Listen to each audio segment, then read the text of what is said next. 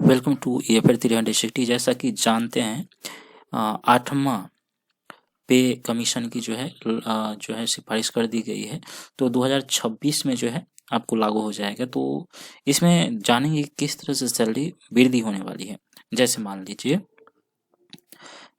इससे पहले आप एक बात जो फिटमेंट फैक्टर के बारे में जान ले। फिटमेंट फैक्टर जो होता है जैसे कि मान लीजिए यदि फिटमेंट फैक्टर 2.5 है, ठीक है 2.5, इसका मतलब जो बेसिक सैलरी आपका मान लेते हैं, यदि आपका बेसिक सैलरी मान लेते हैं 1000 है, ठीक है। यदि 1000 है तो यदि फिटमेंट फैक्टर जो आपको 2.5 दिया है तो उसको 2.5 से मल्टीप्लाई करें तो आपको जो ये लगभग 2500 के आसपास हो जाएगा। यानी आप 1000 जो मूल वेतन था आपका अब सीधे बढ़कर जो है 2500 हो गया, ठीक है। यानी जितना भी फिटमेंट फैक्टर होता है उससे मल्टीप्लाई करना होता है बेसिक पे को, ठीक।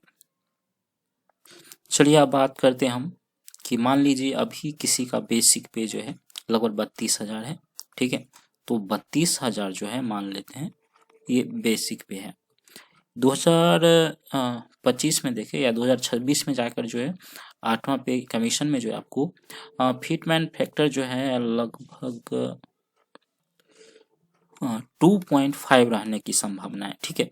इससे थोड़ा बहुत 0.5 के आसपास जो है आगे पीछे हो सकता है, लेकिन 2.5 के आसपास रहने की संभावना है। ऐसा नहीं 2.25 भी हो सकता है, ठीक है। तो इसे यदि आप मल्टीप्लाई करें तो आपको हो जाता है 80,000, ठीक है। 80,000 ये आपका जो है मूल वेतन हो जाएगा, ठीक है। ये क्या होगा आपका मूल वेतन। यदि आपका ये मूल वेतन हुआ, अभी मान लीजिए आपका मूल वेतन कितना है, अभी जो आपका मूल वेतन सिर्फ 32,000 है, लेकिन 8वां पे कमीशन जो 8वीं वेतन आयोग जो लागू हो जाएगा तो उसमें जो है आपको 2026 से आपका मूल वेतन यानी 80,000 आपका, यानी सैलरी ही 80,000 हो जाएगा, ठीक है।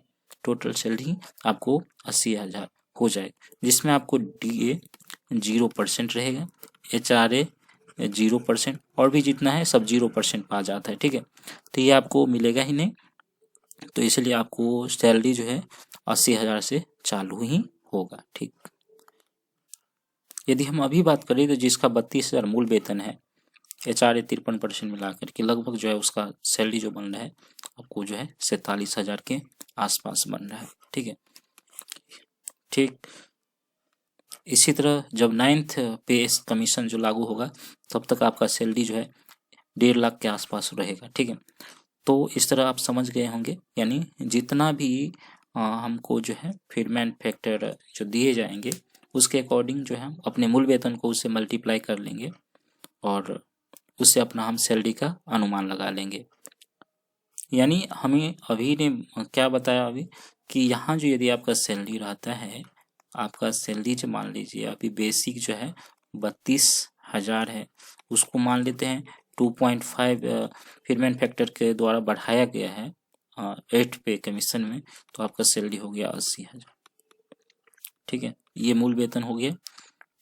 और साथ में आपको हम बता दें कि इस समय 1 साल तक, और यहाँ पर जो है DA आपका जो रहेगा वो DO शुरू में जो है रहेगा वो 0% रहता है, ठीक है। और वहीं 1 साल के बाद जो है आपको हो जाएगा वो 10% पे चला जाता है, साल में 2 बार बढ़ता है इसलिए 10% पे आपको चला जाएगा, ठीक है। तो यदि 80,000 का जो हम 10% उसमें ऐड कर दे तो आपको हो जाता है 8,000 रुपये, ठीक है। यानी ये क्या है DA, और साथ में HRA भी मिलेगा आपको, HRA वो भी आपको 5%, और मेडिकल में जो है आपको वो आपको मिल जाएगा 1,000 रुपया, ठीक है। तो इस अकॉर्डिंग हम यदि बात करें तो 5% यदि इसका निकालेंगे तो वो आपको 4,000 रुपया हो जाएगा। और साथ में यदि इसमें 1,000 और ऐड कर दे मेडिकल वाले तो टोटल आपका हो जाता है 93,000, इतना हो गया, ठीक है।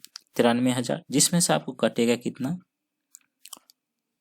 यदि हम NPS की बात करें NPS, तो NPS के तहत आपको मान लेते 10% यदि कट रहा है तो इसमें से आप 10% यदि घटा देते हैं तो कितना हो जाएगा 8,000 हो जाएगा 10% प्लस 30 रुपया जो है GIS, ठीक है, वो कट जाता है आपका।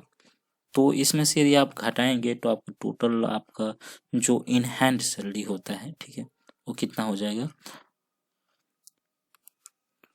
84,970 रुपया, ठीक है। आपको 2027 तक 1 साल के बाद वो सैलरी आपके पास आना चालू हो जाएगा। शुरू में आपको 80,000 मिलेगा, फिर बढ़ते बढ़ते 1 साल के अंदर 4,000 आपका लगभग 5,000 के आसपास बढ़ जाएगा। तो आपको 84,970 रुपया आपको मिलना चालू हो जाएगा, ठीक है। तो हमें आशा है आप समझ गए होंगे। यदि कोई प्रॉब्लम है तो आप कमेंट बॉक्स में पूछ सकते हैं। शुरू में आपको DS 0 मिलने को मिलता है, 0%। साथ में 2 साल में आपको 10% बढ़ जाएगा। HRA अभी 5% ही है, और मेडिकल अलाउंस भी जो है आपको 1,000 रुपया, इसको जोड़ करके जो है आपको NPS कटा रहे हैं, तो आप 10%। ये हम थोड़ी जो है BPSC जो है TRE जो एग्ज़ाम हुई थी उसमें जो है आपको सैलरी मिल रही है बेसिक जो है 32,000, उसके अकॉर्डिंग हम बोल रहे हैं, ठीक है, जो बिहार में BPSC थ्रू। इस अकॉर्डिंग अपना भी आप जोड़ सकते हैं, जहाँ पर आपका जो मेडिकल वगैरह HRA DA जो मिलता है, चाहे केंद्र सरकार में हो या फिर किसी स्टेट गवर्नमेंट में, तो आप अपने उस 2.5 से मल्टीप्लाई करके अपना कैलकुलेट कर सकते हैं। चलिए, आपको कोई दिक्कत हो तो आप कमेंट कर सकते हैं, और इसी तरह अपडेट के लिए मेरे चैनल को सब्सक्राइब करें। चलिए, फिर मिलते हैं अगले वीडियो में, तब तक के लिए धन्यवाद।